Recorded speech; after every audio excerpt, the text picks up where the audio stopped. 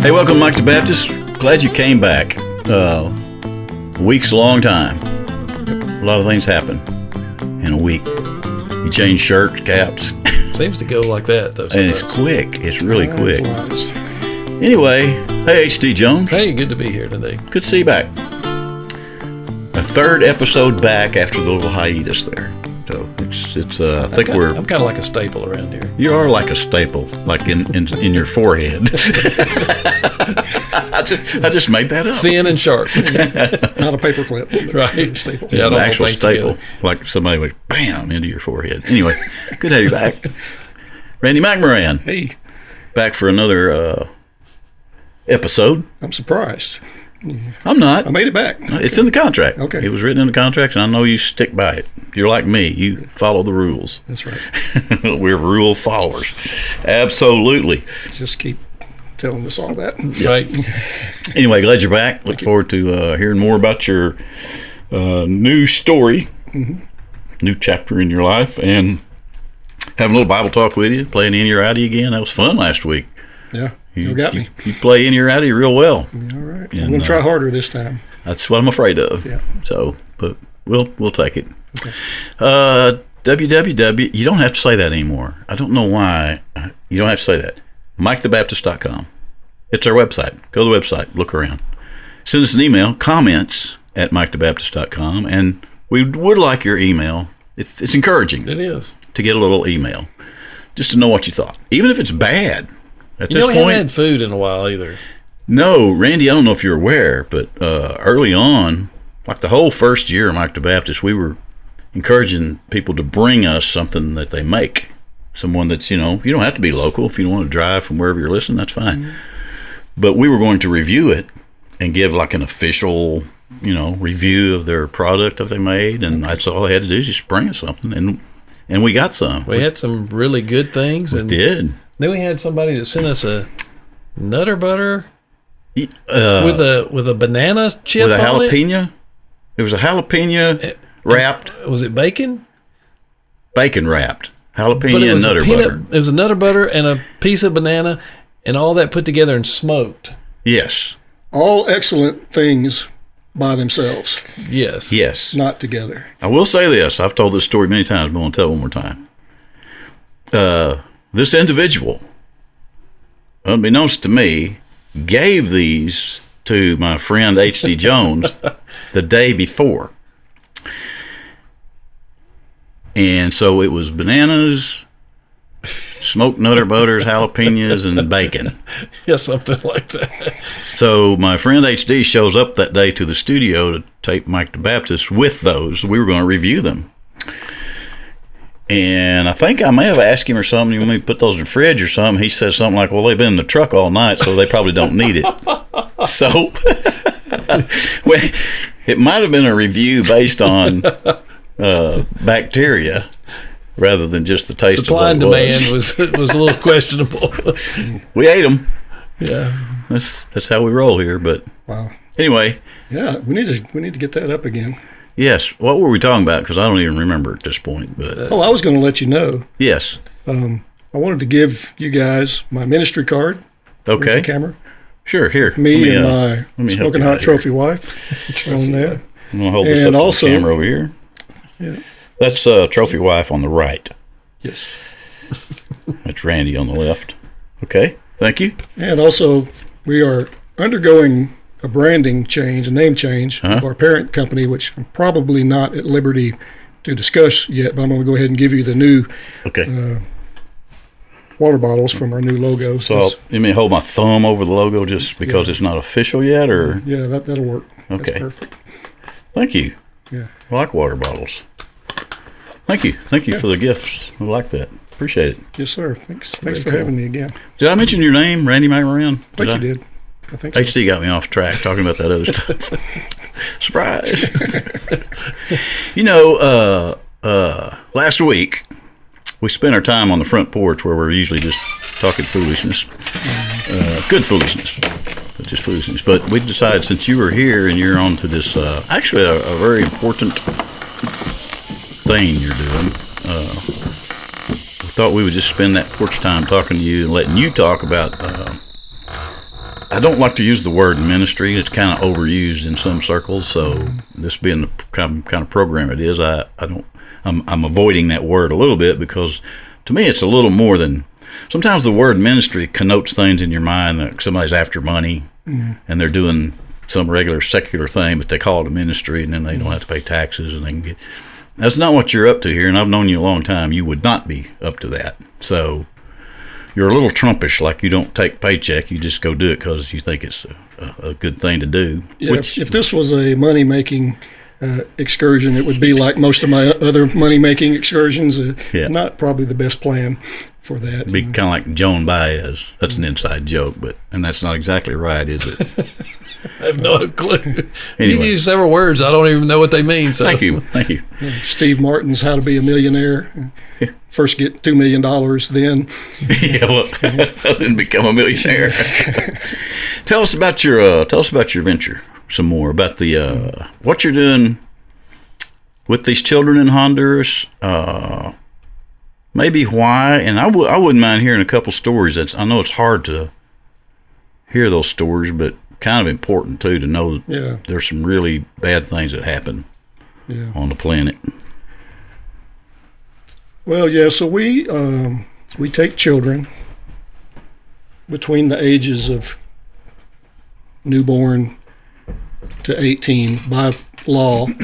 Once you're 18, you're no longer a child, you're an adult in Honduras, and you have to age out, and we have programs to age them out at that point. We typically like to get children that are generally 5 and under, just because of the fact that we do have an English-speaking school there on campus, and the children learn to speak English as well as Spanish, and they're pretty good English speakers, luckily for me, because my Spanish is so horrible, and which is a huge advantage for them aging out and being able to find work. They're all English speakers. So because of the fact that if we get a child that's 11 or 12 and we throw them in the middle of a language learning school like that, they're going to be so far behind, it's hard for them to fit in. So our best fit are the younger children. But the thing is, it's an 18-year commitment at that point, like the little boy that I mentioned that we got just a few weeks ago that's 5 months old. We're committed to him until he's 18. And the money that it takes to get him, aged out, we got to have that steady money all the time, dedicated for him. So that's why we like the child sponsor model. And we found that typically for people, especially that come down and get to know the children, that they'll stay with that child for a long time. And many times, even after they're out, they'll continue. They just become a part of your family, really and truly. They do to me anyway. I feel like they're part of my extended family, and I've been sponsoring several children out of there, since I started going down. So we are going to have a trip for our county. Our county association is working on getting a trip. And so all of the churches, and whether you're in the association or not, you're welcome to come. That'll be on October 31st, Halloween Day. We're leaving. It's a 7-day trip. And we'll also have other trips throughout the year. We've got, I think, 19 trips scheduled this year. So just you can message me and find out what week works for you, and we'll try to get you on a team if you're interested in going. If somebody outside, we live in an area here where we broadcast this. It's a combination of Sumner County and Robertson County, Tennessee is kind of where we're centrally at. But if somebody, even in another state, wanted to participate in a trip like that, could they get in touch with you and come join you too? Actually, I'm putting together a team right now of people that are mainly from South Carolina, but I had another church that was interested in going from Boston, the Boston, Massachusetts area, and there's just 3 of them. They don't want to go check it out for their church. So putting smaller teams together, we can do that. Okay. We just, we'll ask a few questions, just mainly to make sure that We want you to be a believer, or even if you're not a believer, you're still welcome to go, but we ask you to respect our beliefs while you're there. If you just want to go and love on the children, that's fine too. But understand that, we are trying to teach these children Christian values, and we expect you to respect that when you're there. What do these kids do all day there? Well, I tell you, they get up in the morning and they hand wash their own clothes, is usually their first chore, and put their clothes out to dry. And then during the school year, they will go to school.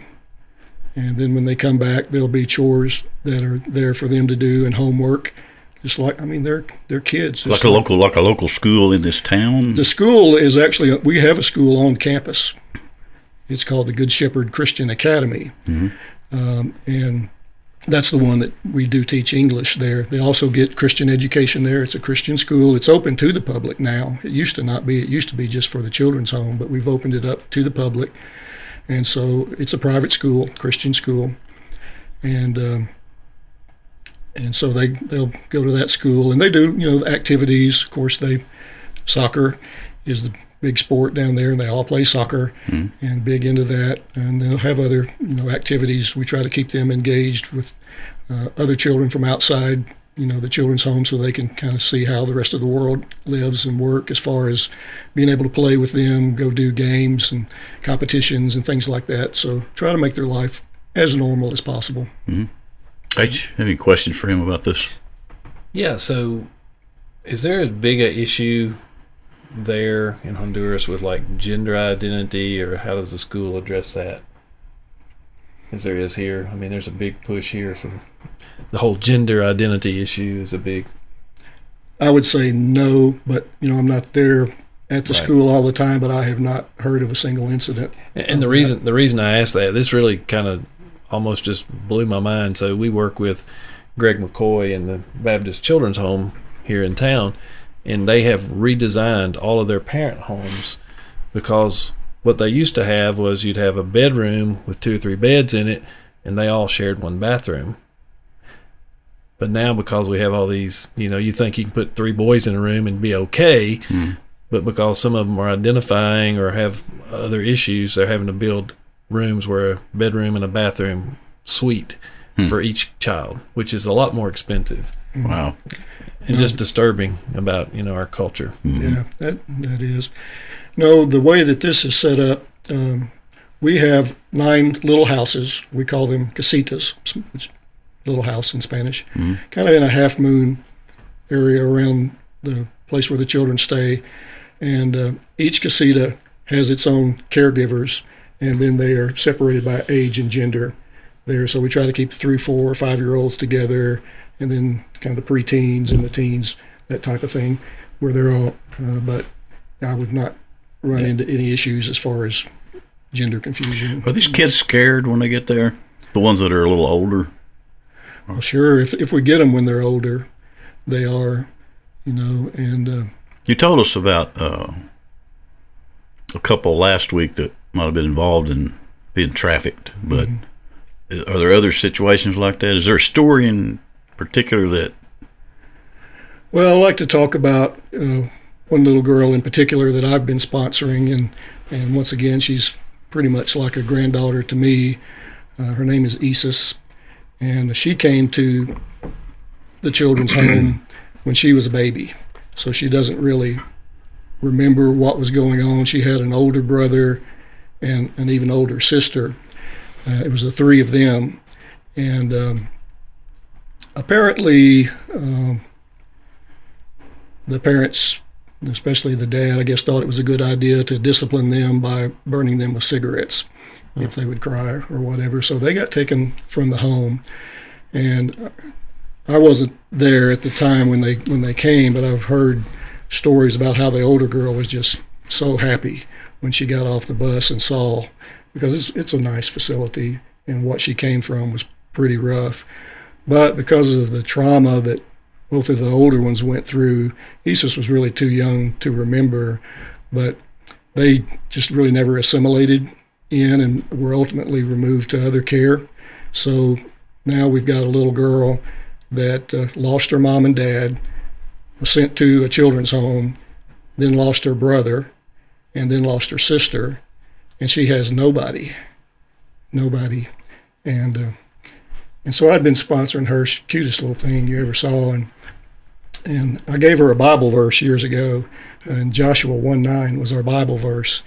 Be strong and courageous. Do not be afraid. Do not be discouraged, for the Lord is with you. And I'll write Joshua 1:9 on all of her clothes and the tongue of her tennis shoes when I give her everything that I give her. And when she writes me back, she'll always write Joshua 1:9. I told her a couple of weeks ago, I was like, Isis, that was the dumbest thing I ever did, giving you that Bible verse. You're the strongest, most courageous person I've ever met. That was for me. When I get discouraged and I get mad. Think about Isis. I was like. How old is Isis? She just turned 13 now. And all of the great fun stuff that goes along with being a teenage girl. There. She's still a teenage girl. That's universal. And but I love her to death. She's so smart and so, and she just wants to be a normal kid. Mm-hmm. Yeah. Well, there again, we're going to put your website. And, if I understand right, you can go to this website that's on the screen, and you can find out pretty well the whole story about what's going on there. You'll get a lot more details about how it was started, and maybe we can talk about that in weeks to come over the years and kind of get into that. But yeah, a lot of information there, what we do, what our thought process is, what our core values are, and things like that. You can find out all of that. Obviously, you need money to pay bills down there. I know you're not taking any of it, so you got to have it to pay the bills and give them what they need to stay alive. We talked last week a little bit about if someone can't give money to help out what's happening there, are there things, actual items that they can send with you down there? And since then, we've had a week to talk about that.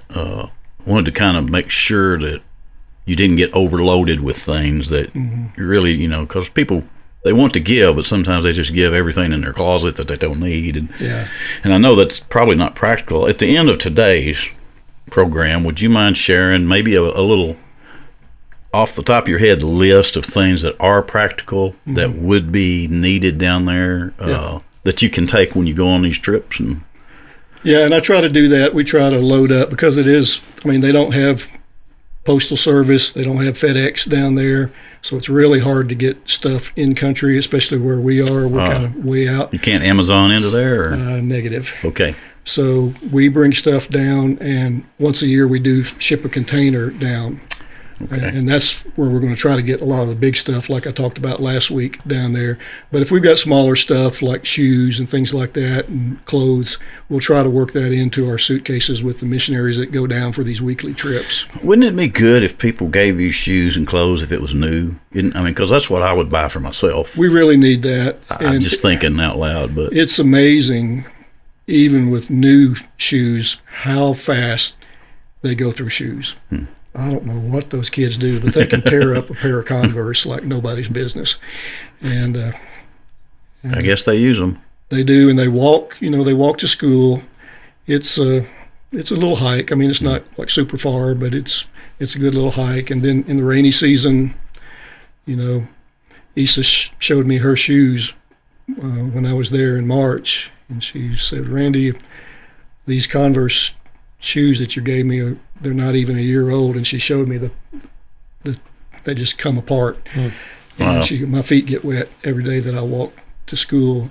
And I said, I'll take care of that. So I've sent her shoes, and I'm probably bringing some more when I go down. I was just going to say, you're probably fixing to get some shoes for Isis here. Size what? She is a size 7.5. 8. One of my other little girls she's got tiny little feet. She's actually older, but she wears a size 4. Interesting. So, clothes for children, 0 to 16. That's definitely always needed.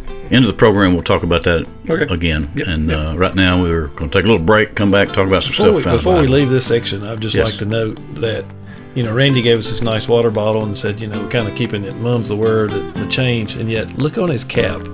I mean, this cap has been in the video for 2 weeks.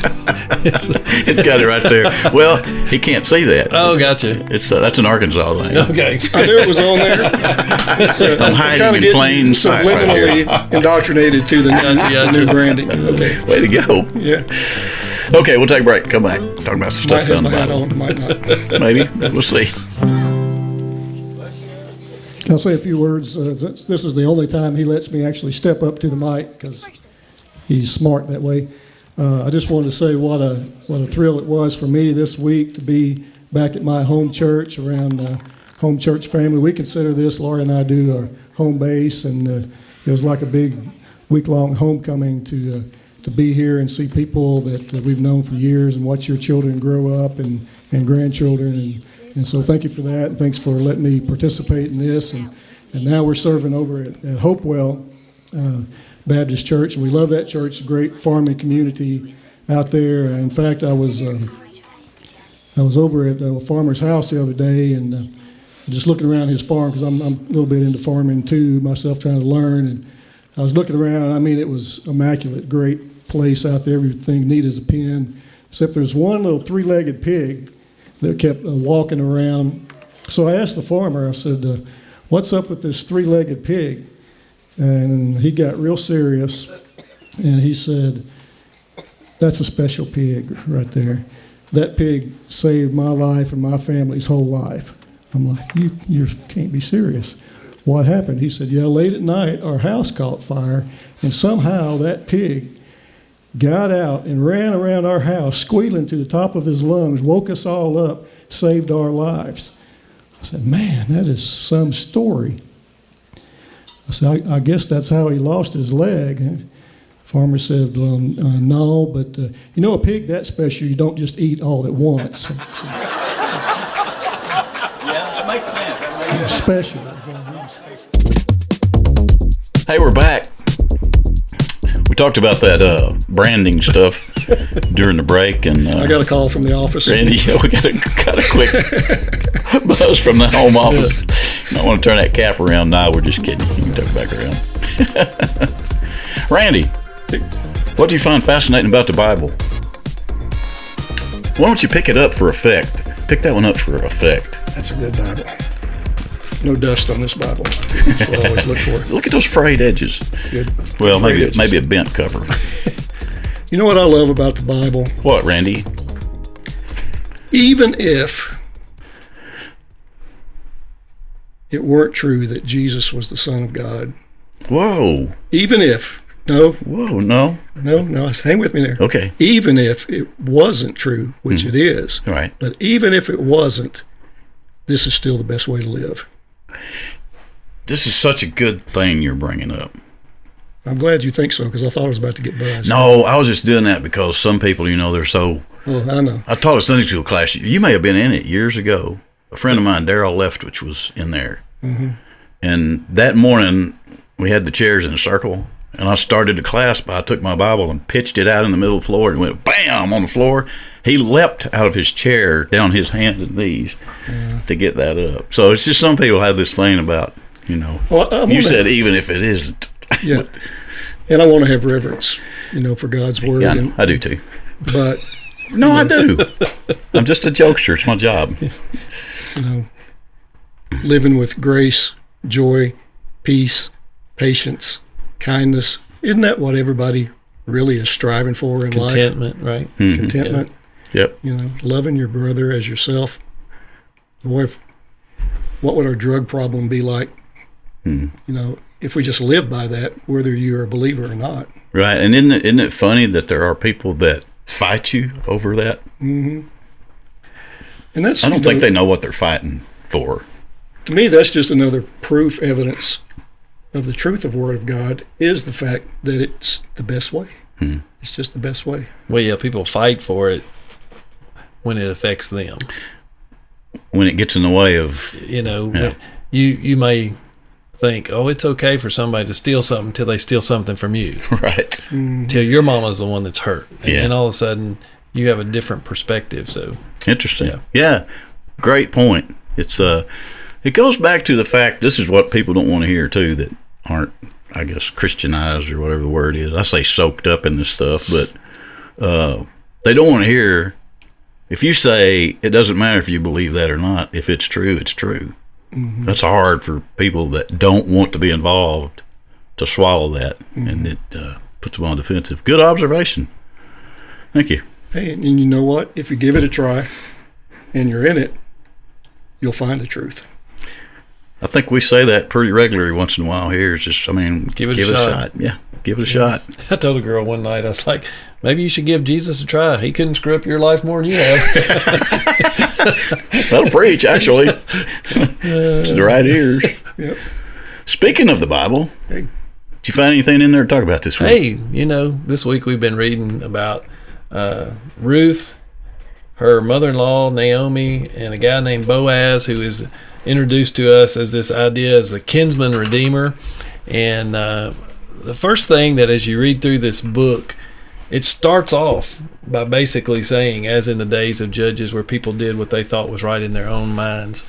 Wow, it's our world, right? Everybody just, whatever they think is right is what they do.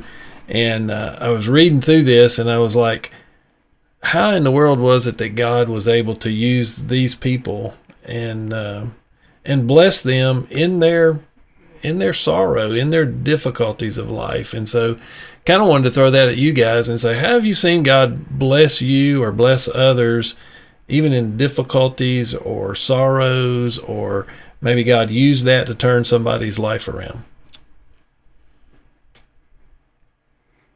Mike's on the phone, so I guess I'm going. I guess I'm up. Just want to make sure they understand that you're not fibbing there. Okay, go ahead.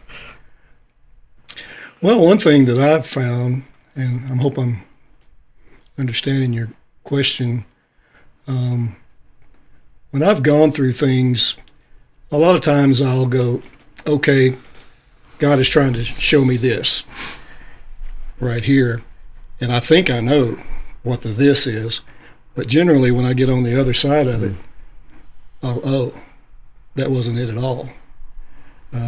Just like when my family up and moved off to Florida. Remember that a few years ago, and that was a total disaster.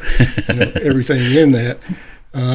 But I found when I was down there, I couldn't sing. I kind of lost my voice, but I still wanted to play with the worship team at the church I was going to, and I got to sit under a very talented music director. And for all the things that I thought that I was supposed to learn when I was there, really God was showing me how to minister through music correctly and better. And so it's just how he uses those events in your life to bring you along to the next level where he wants you to be.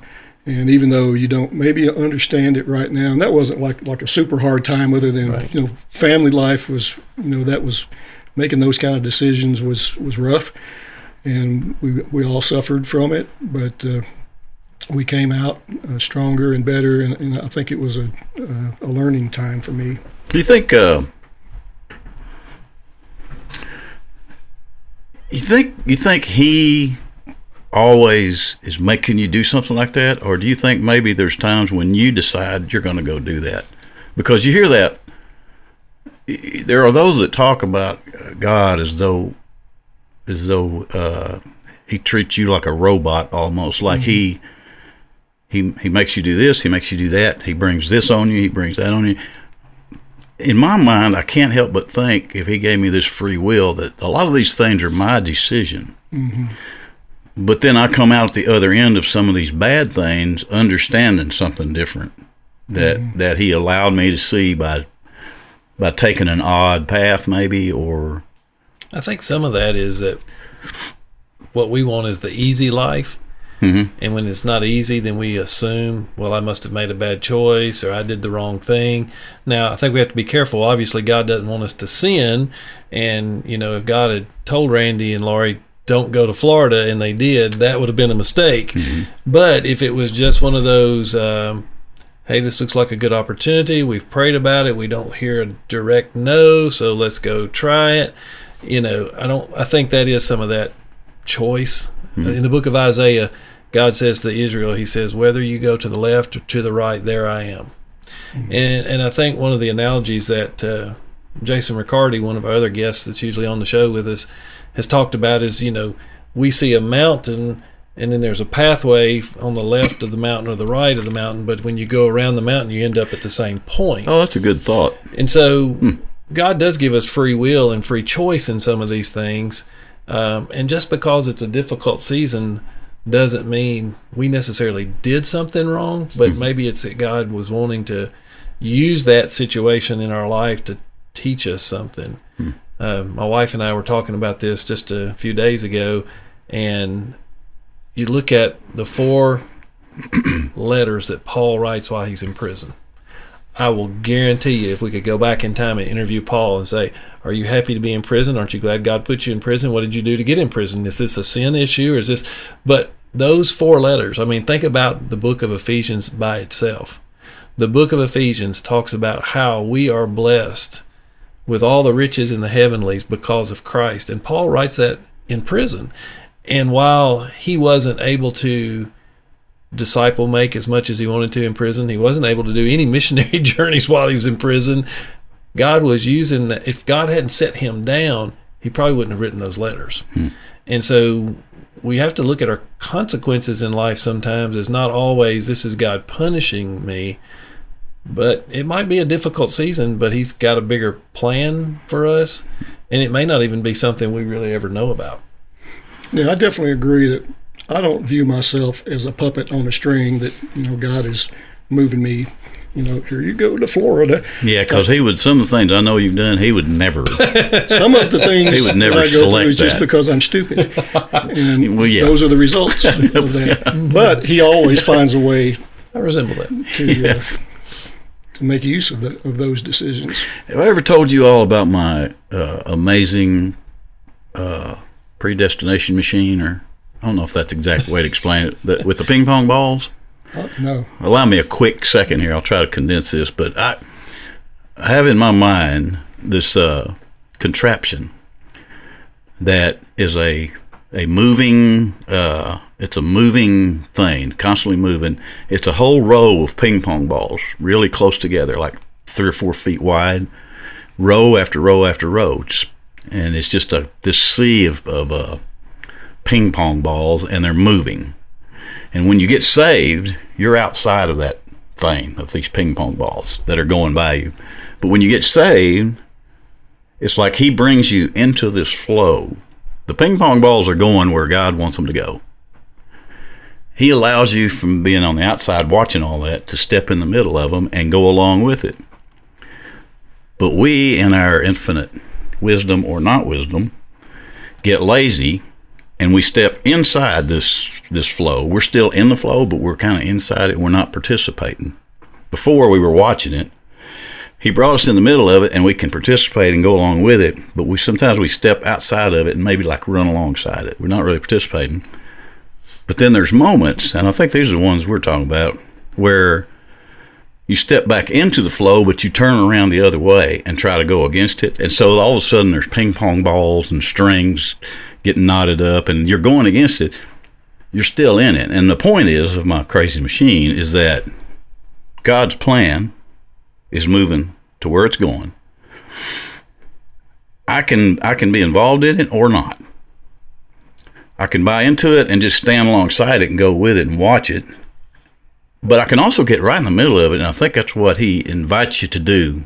That's a churchy word. But I think he invites you to get in there and be involved in the flow of this. But even if I turn the other way for a little period of time and cause all this chaos, I don't stop the machine. I don't stop his flow. And to me, it's kind of what we're talking about. Those times when I realize that I'm not only causing a chaos for myself, but all these other things around me are having to go around me basically to keep moving, that I realized. Your model makes sense, but it's very complicated because it's Michael complicated. Jackson. I was sitting there thinking about an escalator that's always going up. You can run down it, but once you stop running, you're going up again. And that'll be easier to build than the one I'm wanting to build. But it does make sense because it seems chaotic in our world. And I think back to the story of Ruth, one of the things that you see in the circumstances of life. For example, Naomi is married. She has 2 sons. Their names literally mean sickly and wimpy. And her husband decides there's a famine here in the Lord's land. We're going to go outside. We're going to go outside the ping pong balls. We're going to go over here. And it makes sense. There's a famine here. I'm taking my family over here. They get out there. Her husband dies.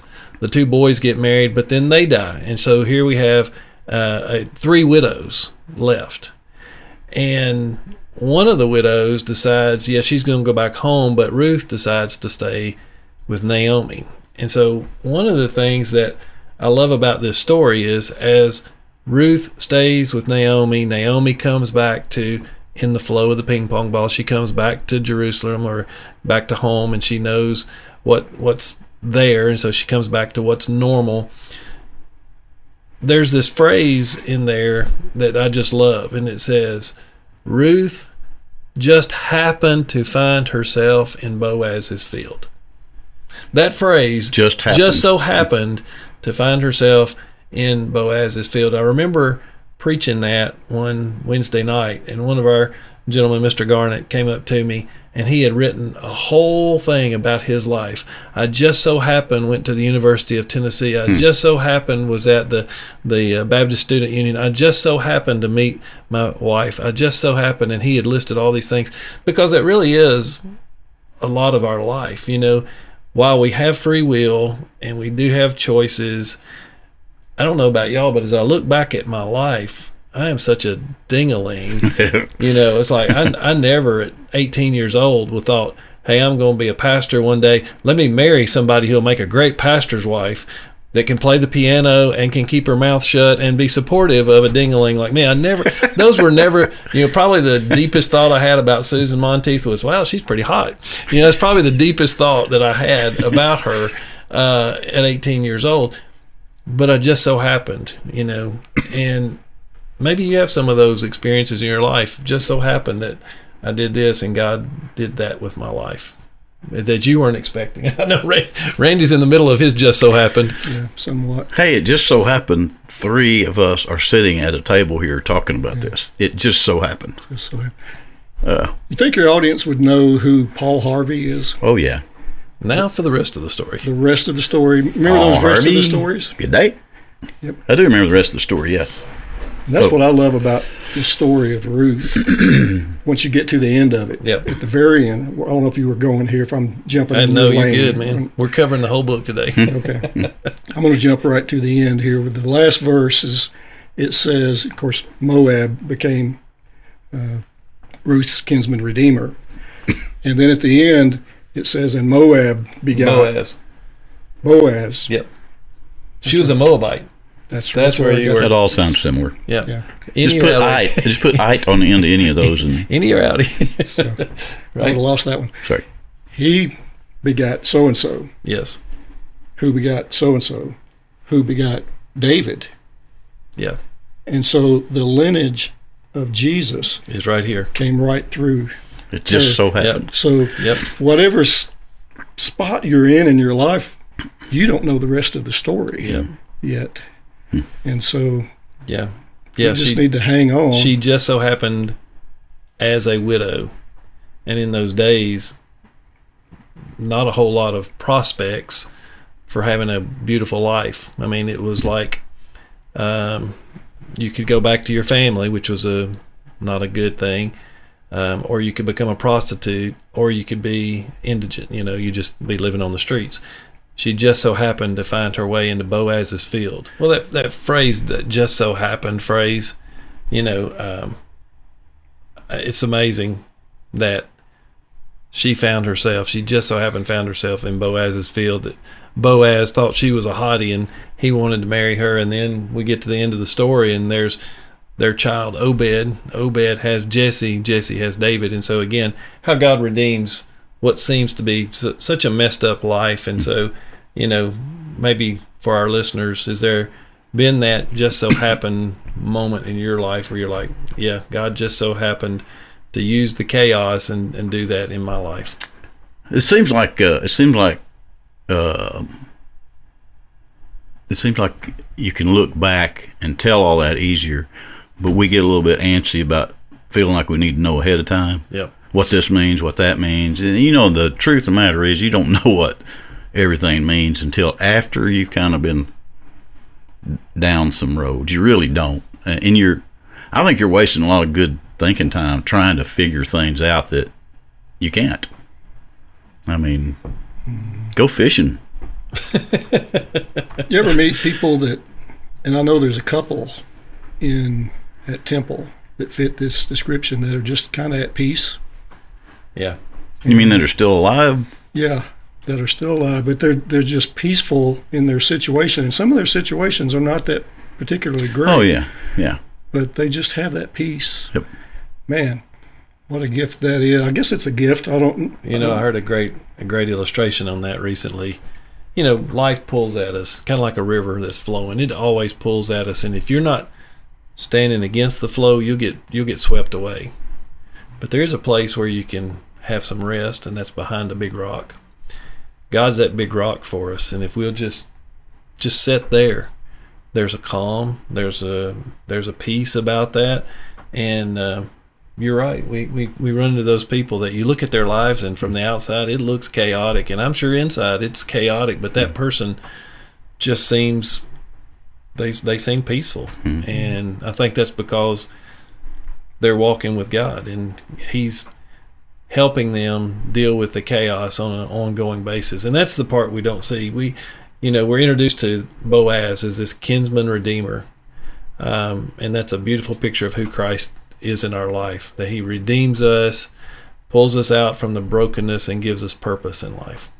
You know what else, HD and Randy, that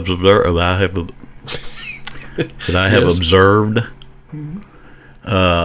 You don't know what's going on inside somebody else. Right. Mm-hmm. You don't know. So anybody you come across on this planet, Christian or not, you can't prejudge that person. You can't prejudge why they're doing what they're doing, why they're acting like they're acting, even because we're us Christian folks, sometimes we're quick to prejudge somebody on what we think, how they're acting and what have you. But it's just an observation of mine that just like you two don't know exactly what's going on with me.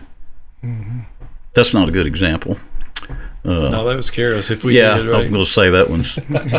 But there are things we're thankful for in our life. I know. There's some of the things that have scared me the most is like when Michael Jackson comes to me and goes, "Yeah, somebody ran into me at the grocery store the other day and they thought I was you." Yes, I'm still getting that. What in the world? I got that this week, just so you know. Bless them. I think we have kind of the same head design, and we got the little whiskers and stuff. And I've been pulled over, like at church, walking by a pew, and somebody kind of pulled me down and say something to me about my preaching. So, thanks. Yeah. All right then. Hey, good talk, Randy. Out of curiosity, if you had 60 seconds to talk to somebody that may have stumbled upon this silly little program who's not what we call a saved person, what would you tell them? Well, first about the ramblings they've just heard, if they stuck this out, but more importantly about why and how they can and should participate in all this. Well, we all need to understand that there's nothing you can do to earn salvation. It's a gift of God. You can't out-sin the Lord. There's nothing that you can do that's so bad that God doesn't have the ability to overcome. Think about when you say that, I'm too bad or too evil for God. You put yourself on the same plane as God Himself. You can't do that.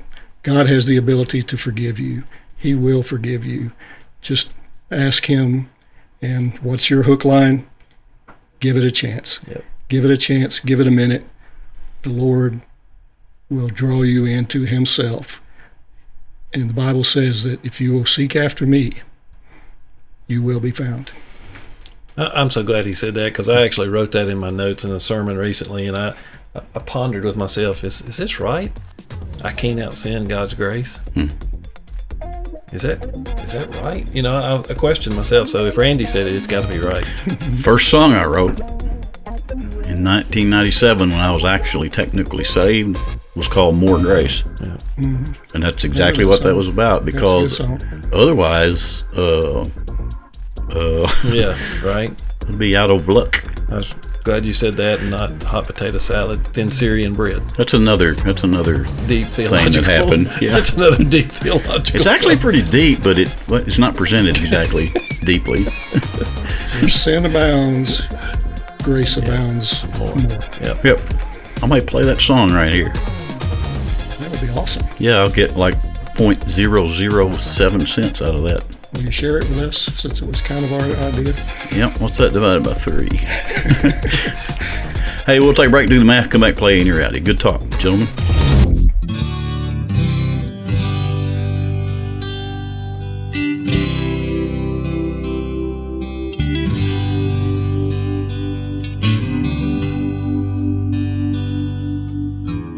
I took the side roads off the straight and narrow way.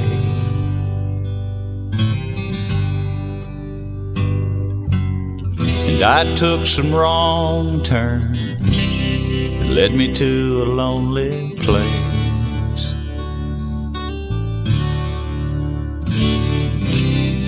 I hit the bottom.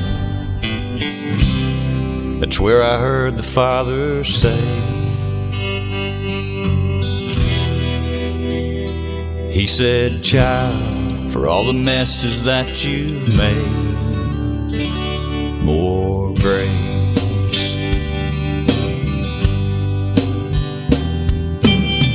I lived the high life, throwing caution at the wind.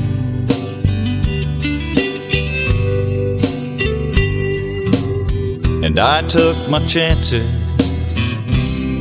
till there was nothing left to win.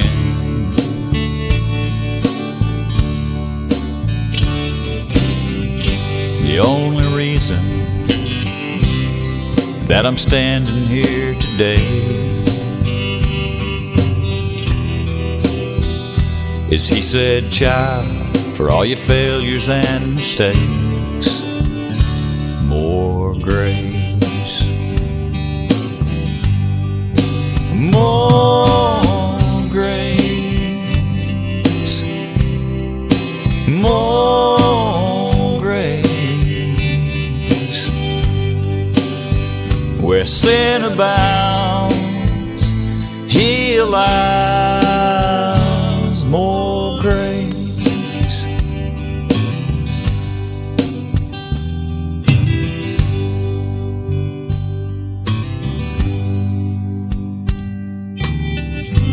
I don't know you, and I don't know where you've been.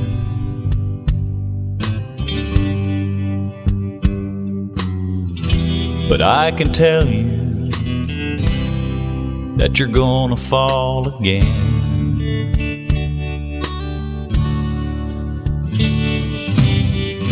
But just remember that He hears you when you pray. And He'll say, child, for all the times you've gone astray, child, for all your failures and mistakes, child, for all the messes that you've made, more grace.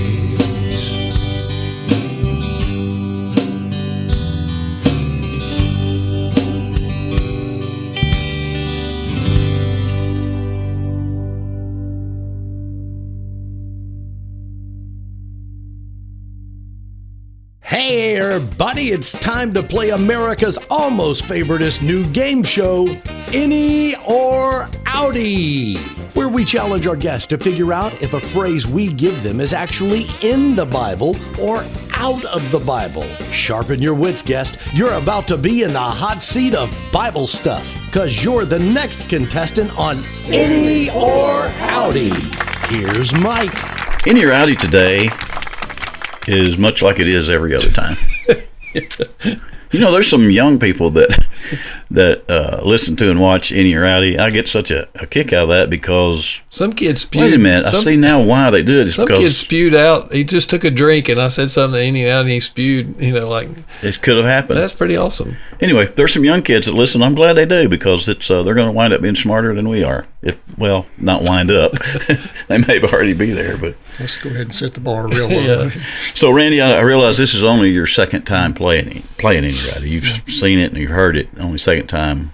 But I don't feel like there's any need to explain it to you how it works. I think you, along with everybody else, know. I think I got it. Okay. I got it.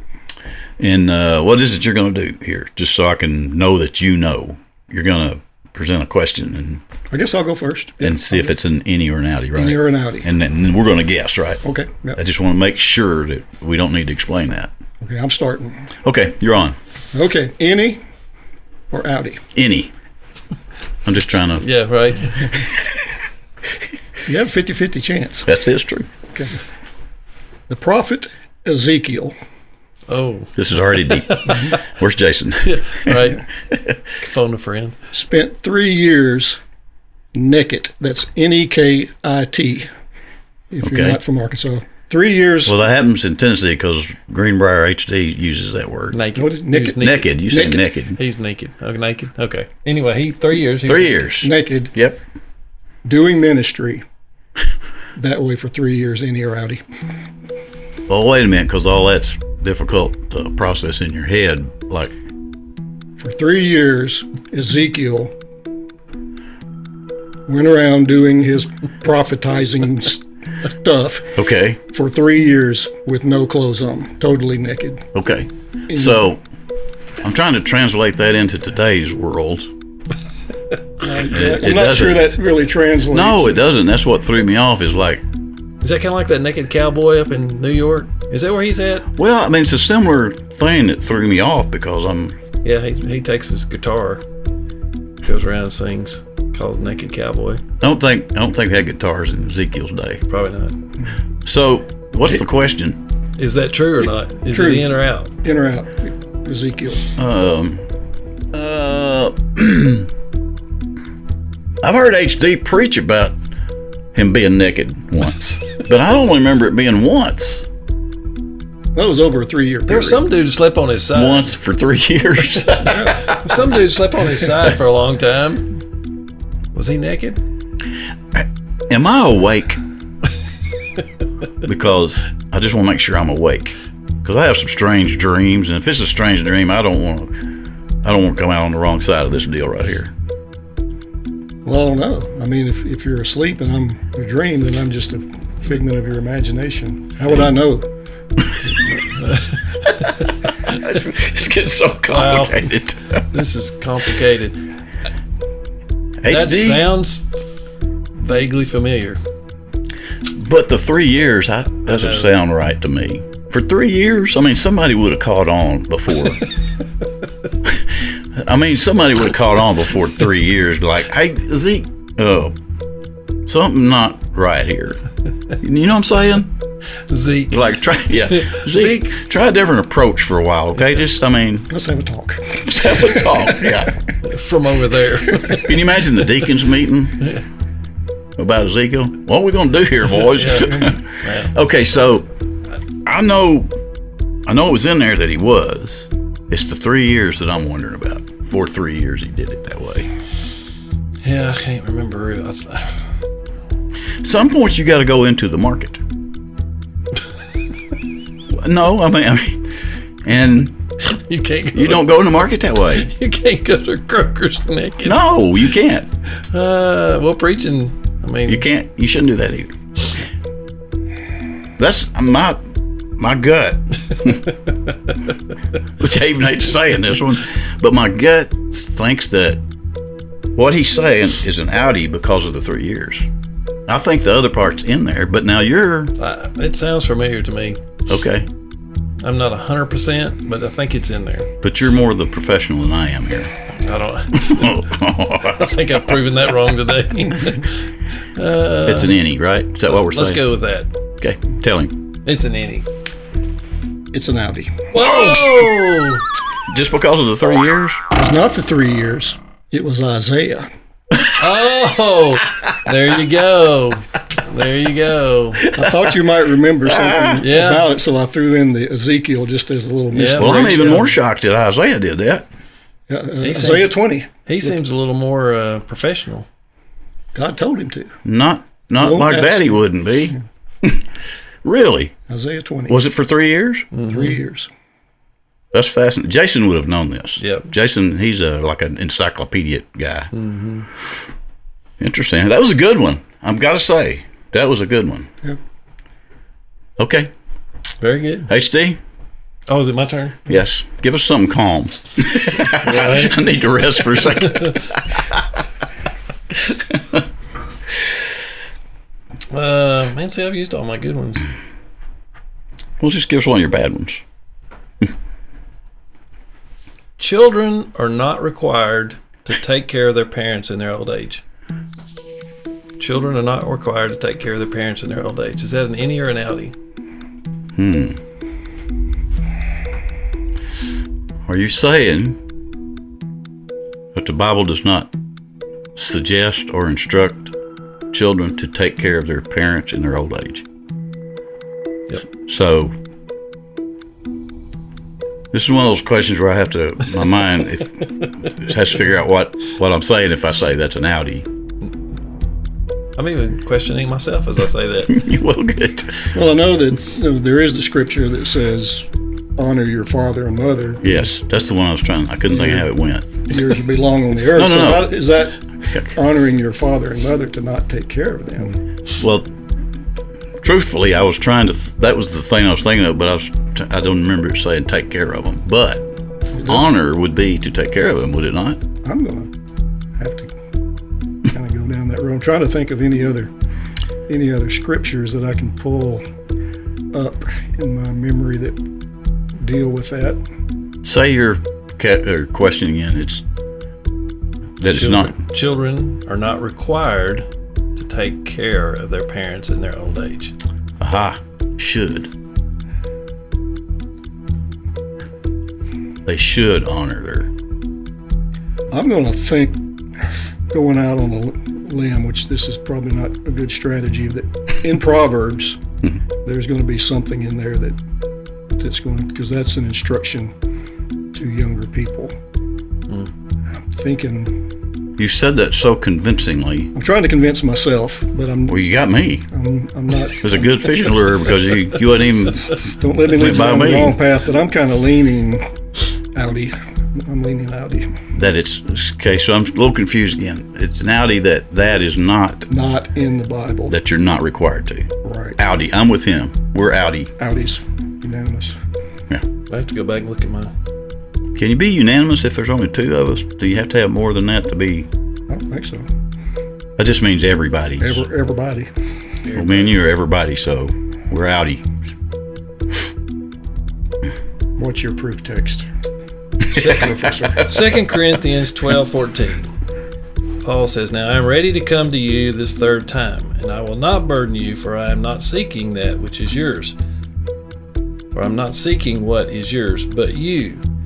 For children are not obligated to save up for their parents, but parents are for their children." Wow. I will say though, you have to take things in context. So Right. Paul does say that, but even when we talked about maybe last week or this week that James talks about pure religion is taking care of widows and orphans, and we sometimes misuse that scripture because that really is only the church's obligation after the fact that the family is supposed to take care of their own family. I mean, that was not, the church is never called to or overstep the boundaries of the family. Right. But if you have a widow who has no family to take care of them, you have orphans who have no family, Right. should fall to them first. Boaz, the kinsman redeemer, should fall to him first. Mm-hmm. But if nobody does, then the church is supposed to That stand is in. kind of often misused, isn't it? Yeah, because I think sometimes we will even, go, "Hey, are there any widows in our church? Well, let's run take. Yeah, Let's go mulch their landscaping. Let's go take them to lunch because they're a widow or widower." Right. Well, if they're a millionaire, they're taken care of. It's not a bad thing to do, Right. but the process for the church is really kind of over top of what the foundation of the family. If the family doesn't do that, then the church is supposed to do that. Good point. Nice. I thought Did that we was a win good- or lose? We lost, but Okay. it was a good inning round. It is. That's the ones I like, is where you kind of learn something a little bit there. Interesting. Yeah. I had a thought and I lost it. Oh, this is way off the point, but Welcome to Mike the Baptist. yes, welcome. But in politics, we don't like to bring up politics, but there's a problem in our country where people have come to rely on government Yes. to do things that traditionally local churches have taken care of just fine. Family problems, personal problems, financial problems. There's a lot of problems that people have slowly began to think the government should do this. But if the government had no programs to take care of all that stuff, local church people are good at it, and they will take care of the problem. Local church people will take care of people that need. They always have. Not-for-profits in general. I know we think we can get away. There's been some legislation pushed to take away the incentive for giving to charitable organizations, but we better be careful about that, because these organizations do a lot, even if you're not Christ-based, but they do a lot to take care of the down and outs. I'll just tell you, I'm going to say this and then I'm going to move on. There's a lot of hoopla right now about getting rid of government and trimming it up too much and get rid of things. That's wrong thinking, because when you get rid of a lot of that, these people I'm talking about will go back to taking care of people like they do anyway, and are much better at than a government. That's all I'm going to say about that. Send your comments to comments@mikethebaptist.com in care of H.D. Jones or Randy McMoran. Right. Oh, yeah, that was fun. Good ones. We'll come back, talk about your venture for another couple minutes, and tell people how they can help you if they want to. Okay. And then we'll say bye. That's kind of it. You know, we used to sing a hymn. And it was really bad. It was Big always glad. kind of a Well, I don't know. 70s. You're kind of a music guy, so he'd be good at it. You know what? We might just have to do one real quick, just because it's Randy. Let's please don't. My voice is pretty much gone. They're not churchy. Oh, It's probably rock and roll from the 70s, but we'll talk about it during the break. okay. Oh, wow. What a great contestant and a fine sport today on Inny or Outty, America's almost favorite new game show. Study up, future guest people. You're next in the hot seat for Inny or Outty. Hey, thanks for joining us again. Randy, it's been a good 2 weeks. I'm glad you came and joined us, and I hope you come back. Love to. Yeah, we like to have you back. You fit in with the insanity really good. Thank you. I think. Yeah, it's a compliment, I think. I don't know, but I'm glad you're here. HD, always glad you're here. You're supposed to be here, so I'm glad you're here. Don't forget to edit those parts. Done. Yeah. Yeah, you can see us off record for more about that. But anyway, tell us real quick, at the first we were talking about the children's home thing you're working with, and I think it's important to let people know if they want to help you how they can. Mm-hmm. Obviously, you got to have money to pay the bills. Mm-hmm. It's just fact of life. But beyond that, I know there are people that would want to help give you things that are needed there. But I'm concerned about you getting the right kind of things rather than just a bunch of stuff. What are those things? Well, like I mentioned, before, we definitely could use shoes for the children, tennis shoes especially, and some dress shoes. We prefer to get new shoes if you can. Get them on sale, find them somewhere. If you'll get them to the church, your church, and let them know. Most of the churches around here know of us, and we'll make sure it gets to the right place. Quick question. Yeah. Just on the topic of shoes or clothing, is there a list of sizes that are... It's on the website. It's on your website. The GSCH.BMD. Okay. So they can go and look, and they can give particular things. Yep. Okay. Yep. All right. Clothes sizes and shoe sizes. Okay, nice. Yep. And beyond that, is that primarily the best way to help? I mean, you don't need a bunch of toasters and blenders. Fax machine. Fax machine, right? Yeah. No, that's it. Of course, we do need money to operate. We really, really appreciate your prayers, and I'd really appreciate y'all praying for me. This next month, I'm going to be gone for a month on this particular trip, and just kind of finding my place and where I can minister. Don't hit the buzzer on me, to those children while I'm down there, and just see what we can do to help. Okay. Any other thing you want to use this little platform to say about what you're up to, or have you said it? I think that pretty much covers it for now. I think you get the picture. These are just children that, through no fault of their own, have wound up in a really, really bad situation. Although they're really the lucky ones, the 30 that are there. It's the other 177,000 that we talked about that are orphaned in Honduras that need us. So that's why we need to raise funds so that we can rescue more of these children. Gotcha. It's a good thing. I'm happy you're doing it. And I'm sure those kids are quite happy too. H, do you have anything else to? No, it's been a good day. Been a good day. Always is. Thanks for being here, H, and see you again next week. Randy, be careful on your trip, and hope some people reach out and talk to old Randy about his venture and help him out if you can. Thanks for being with us. We'll have you back. And remember, folks, we really are just Christians. Try not to cuss. Yeah. See that? That's us. Some days we do better than others. I'm not saying which days, but see you next time. See.